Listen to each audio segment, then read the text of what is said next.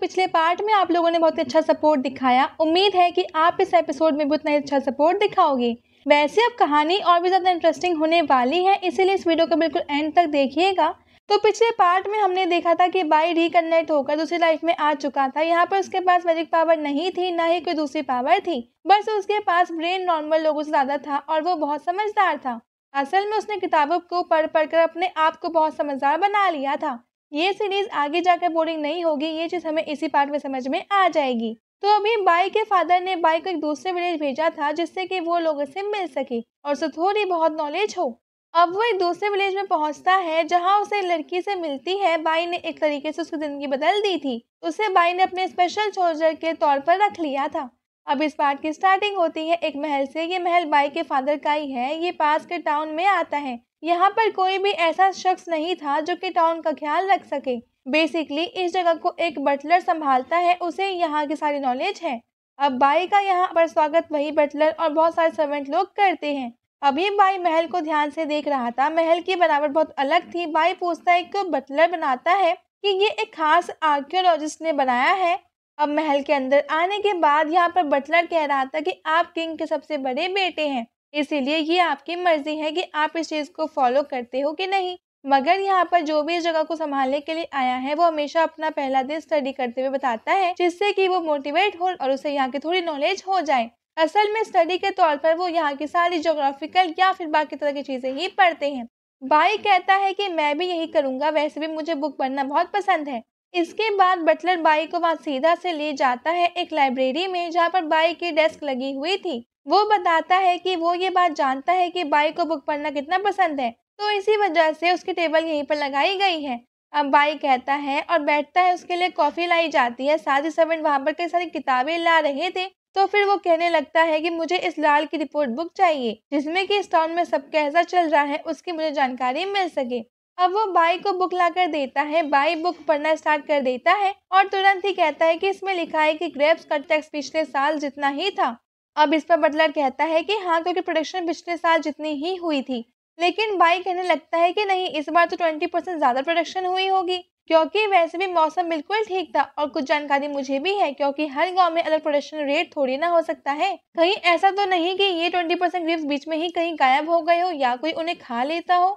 अब बाई की बातों से बटलर की बोलती बंद थी। बाई कहता है कि अगर 20% ग्रेप्स बाहर निकलते तो टैक्स कम होता, लोगों को फायदा होता, लेकिन बीच में गायब होने से लोगों की मेहनत जो थी वो ज्यादा लगी है पर उन्हें कोई फायदा नहीं हुआ।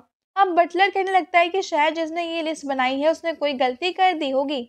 जब बाई उस बुक को और आगे पढ़ने लगता है, पर फिर वो कहता है कि मुझे पढ़ते हुए अपने आसपास किसी का होना पसंद नहीं है, जिस वजह से बटलर वहां से चला गया था। वैसे बटलर के पसीने छूट गए थे, बहुत ज्यादा शौक था और कह रहा था कि क्या यही वो इडियट है जिसके बारे में उस लेटर में लिखा था। अब हम देखते हैं कि यहाँ बाई को बुक पाते हुए रात हो चुकी थी। उसने पूरी बुक पढ़ ली थी और वो कह रहा था कि उसे कुछ करना होगा क्योंकि इसमें बहुत सारी गलतियां हैं। यहाँ का टैक्स सिस्टम और कई सारी अथॉरिटी जो कि फालतू में बनाई गई है वो सब गलत है। इससे टाउन वालों को कोई फायदा भी नहीं है और पैसा बीच में ही कहीं और किसी के पास जा रहा है।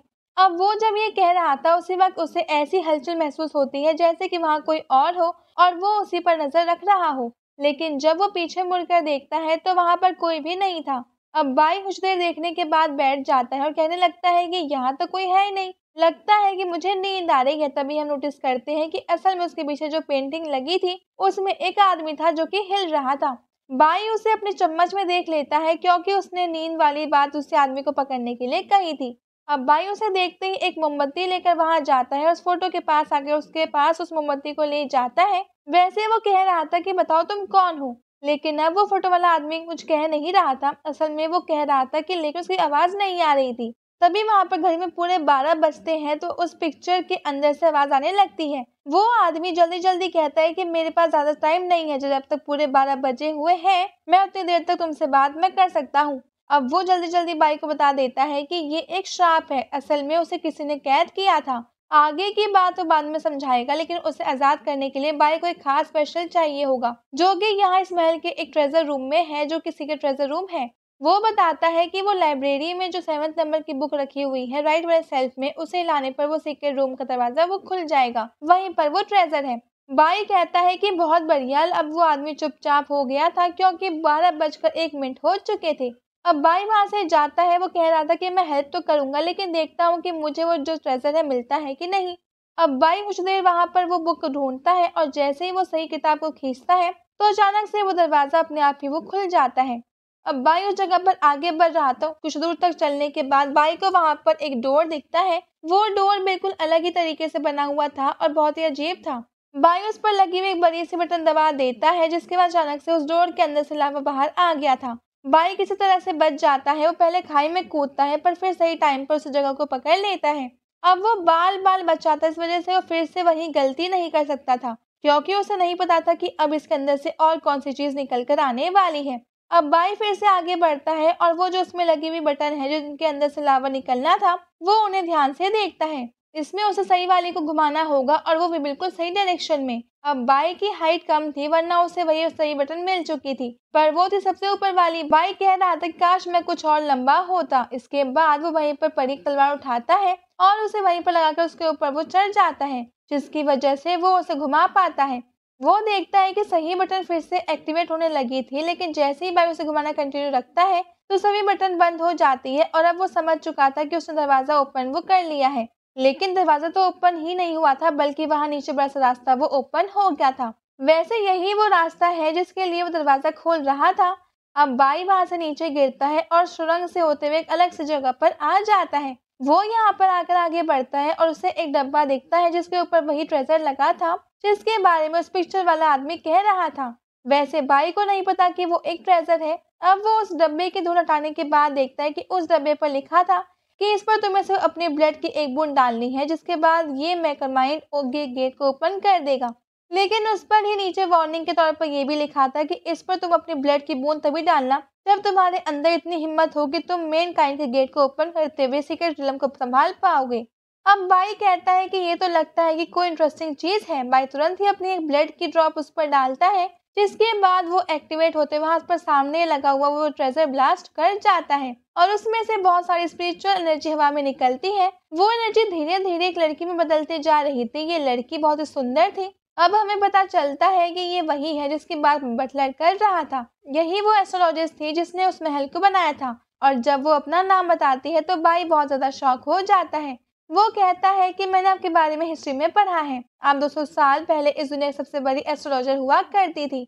अब वो लड़की कह रही थी कि ये लास्ट मैसेज है जो कि उसने अपने मरने से पहले छोड़ा था। वो कहती है कि एस्ट्रोलॉजी को सभी लोग बिल्कुल अलग तरीके से समझते हैं, बल्कि ये असल में एक तरह से जादुई है। अब थोड़ी डिटेल में समझाने की कोशिश वो कर रही थी। वो बताती है कि देखो, एक दिन मैंने कुछ टूटते हुए तारों को देखा। जब मुझे उन्हें पकड़ने की इच्छा हुई तो मैंने उनमें से एक तारा पकड़ भी लिया। मैंने देखा कि वो तो बस एक पत्थर है, वो भी छोटा सा पत्थर, लेकिन अगर वो कहीं पर गिरता है तो बहुत ज्यादा डिस्ट्रक्शन फैलता है। ये कोई मामूली पत्थर नहीं थे, वो पत्थर भी गॉड नहीं वो क्रिएट किए हैं। इससे तुम समझ सकते हो कि छोटी सी पावर कितनी ज्यादा हो सकती है। और मुझे लगता है कि इन स्टार्स में एक अलग ही पावर है जिसे मैंने स्टार मैजिक का नाम दिया है। ओवरऑल वो जितना भी बातें वो करती है उनमें से ये पता चलता है कि असल में उसकी जो स्टार मैजिक पावर्स है वो उसने किसी ऑयल पेंटिंग अंदर छुपाई है। वो कहती है कि उस पेंटिंग के अंदर तुम्हें वो चीज मिल जाएगी, लेकिन उसे ओपन करने के लिए तुम्हें एक मैजिक स्पेल का उससे यूज करना पड़ेगा। वो स्पेल उधर हवा में दिखाती है और कहती है कि ये तुम्हें फिर से देखने नहीं मिलेगा, इसलिए इसे जितना जल्दी हो सके उतना जल्दी याद कर लो। अब वो स्पेल गायब होने लगा था। अब बाई पूछी कि आखिर उस पेंटिंग जो कि बाहर बोल रही है उसमें से उस आदमी को किस तरह से निकालना है। वैसे शायद वही जो अभी उसने स्पेल दिखाया है वही स्पेल यहाँ पर भी काम वो करेगा। इसीलिए बाई बाहर निकलता है और उस आदमी के पास जाता है और कहता है कि मुझे वो स्पेल मिल चुका है, मैं तुम्हें बाहर निकाल दूंगा, अब तुम्हें चिंता करने की जरूरत नहीं है। वो आदमी अब बहुत ज्यादा वो खुश था, लेकिन बाई कहता है कि अभी तुम खुश मत हो, दुख की बात यह है कि मुझे मैजिक यूज करना नहीं आता। अब वो आदमी से बहुत ज्यादा दुखी हो जाता है। बाई कहता है कि अब कुछ नहीं किया जा सकता, मगर उस दौरान बाई को आइडिया आता है कि उसने तो एक मैजिशियन को कैप्चर किया है। यही वो आदमी था जो कि उस लड़की के साथ वहाँ रेस्टोरेंट में लोगों पर हमला किया था। हम देखते हैं कि बाई तुरंत उस जगह पर जाता है, वहाँ पर वो लड़की भी थी। वैसे नेक्स्ट पार्ट में उसका नाम बता देंगे। तो यहाँ वो कह रही थी कि आप यहाँ पर, बाई कहता है कि हाँ मुझे कुछ काम है, और उसके बाद अब वो उस मैजिशियन के पास जाता है। वो मैजिशियन इस वक्त बंधा हुआ था। वैसे ये भी एक लड़का ही है, उसकी अभी इतनी ज्यादा उम्र नहीं है कि उसे आदमी कहा जाए, इस वजह से वो अभी सिर्फ फर्स्ट लेवल पर है। यहाँ पर बाई जाते उसे पूछता है कि तुम मुझे अपने सारे सीक्रेट बता दो, अगर तुम साफ साफ बता देते हो तो मैं तुम्हें जाने दूंगा, लेकिन वो लड़का कह रहा था कि मेरे बारे में कोई सीक्रेट नहीं है, और वैसे भी अगर तुम मुझे नहीं छोड़ते हो तो मेरी मैजिशियन फैमिली और मेरे लोग यहाँ पर आकर तुम नॉवेल्स पर हमला कर देंगे। अब बाई उसकी तरफ वेपन लाता है और दीवार पर मारता है, जिससे कि वो बस डरे और उसे चोट ना लगे। अब बाई उसे कहता है कि देखो तुम बस फर्स्ट लेवल पर हो, इसलिए कोई भी तुम्हें बचाने के लिए नहीं आने वाला। और अब जैसे ही बाई फिर से वो चाबुक चलाता है तो वो लड़का बहुत ज्यादा डर जाता है और कहने लगता है कि मुझे माफ कर दो, मैंने चीटिंग की थी, मैं कोई सच्चा मैजिशियन नहीं हूँ। अब बाई पूछता है कि कैसी चीटिंग। तो इस पर वो लड़का कहता है कि तुम तो जानते हो कि मैजिशियन बनना कितना मुश्किल है, लेकिन बस फिर भी मैं एक ग्रेट मैजिशियन बनना चाहता था, इस वजह से मैंने अपना पूरा टाइम प्रैक्टिस वगैरह सब छोड़कर किताबें पढ़ने में लगाया है, जो कि स्पेल मेकिंग किताबें थी। मेरी नॉलेज से मैंने कुछ पोशन तैयार की है जो कि मैजिक स्पिरिचुअलिटी के पावर को बढ़ाते हैं, और उनकी मदद से मैंने वो टैग यूज किया जो कि एक मैजिशियन अच्छे खास लेवल पर पहुंचने के बाद यूज करते हैं। तो इसी वजह से मुझे पहला लेवल मिल गया था और मैं पास हो गया। अब बाई उन मैजिक बॉटल्स को देखता है और जिनमें वो केमिकल रखा हुआ था, वो कहता है कि क्या सच में तुम उनकी हेल्प से मैजिक यूज करना सीख गए। तो इस पर वो लड़का कहता है कि ये जो है वो फायर बॉल वाली है जिसकी पावर तुमने वहां पर देखी थी, ये मैं 20 साल की मेहनत में सीखा है, क्योंकि मुझे करना ही था, इसलिए मैंने टाइम की फिक्र नहीं की। बाई मन में सोचता है कि ये लड़का जीनियस है, ये मैजिशियन ना होने के बाद भी खुद मैजिक पावर उसने क्रिएट कर लिया। बाई कहता है कि क्या मैं ये बोतल देख लूं, और फिर बाई उस बोतल को खोल भी लेता है। वो लड़का कहता है कि तुम मुझे अपनी मेंटल पावर और स्पिरिचुअल पावर दोनों से कंट्रोल तुम कर सकते हो। बाई जब अपनी मेंटल एनर्जी को उसकी तरफ डालता है तो वहां पर वो सच में फायर थोड़ी थोड़ी इन्वॉल्व हो करने लगी थी। हमें पता है कि बाई की ब्रेन पावर कितनी है, इस वजह से वो ओवरलोड होती जा रही थी। अब वो लड़का बहुत ज्यादा वो डर रहा था कि ये क्या हो रहा है। और इसके बाद वहां पर ब्लास्ट होता है, वो लड़की वहां अंदर आ चुकी थी, वो देखती कि वहां तो धुआं ही धुआं है। अब बाई वो खड़ा होता है, उसके बाल पूरे बिगड़ चुके थे, उसका मुंह काला था, वो कहता है कि मजा आ गया। और अब वो उस लड़के के बारे में पूछता है। वो लड़का नीचे पड़ा हुआ था। बाई कहता है कि आज से ये मेरा मैजिशियन एडवाइजर है, और ये भी कहता है कि तुम्हें जौन जौन सी चीजों की जरूरत है वो मैं तुम्हें दूंगा। तो इस बात से उस लड़के की जो खुशी का वो ठिकाना नहीं था। बाई कहता है कि तुम एक ग्रेट मैजिशियन बनना चाहते हो, मैं तुम्हें उसी तरह से ट्रीट में करूंगा। वो लड़का कहता है कि मैं नहीं जानता कि मैं तुम्हारा किस तरह से शुक्रिया करूं, लेकिन मैं तुम्हारी बात मानने से पहले साउथ साइड जाना चाहता हूं, क्योंकि वहीं पर मेरी लैब है, मुझे पहले उधर ही जाना होगा। अब बाई वो उस लड़के से कहता है कि ठीक है, तो हमें अब साउथ की तरफ निकलना चाहिए। और अब वो आगे बढ़ते हैं और इसी के बाद ये पार्ट यहीं पे खत्म हो जाता है। अगर आपको वीडियो अच्छी लगी तो लाइक कर दीजिएगा और साथ साथ सब्सक्राइब से कर लीजिएगा। अब हम मिलते हैं आपसे अगले वीडियो, तब तक के लिए bye bye guys and take care.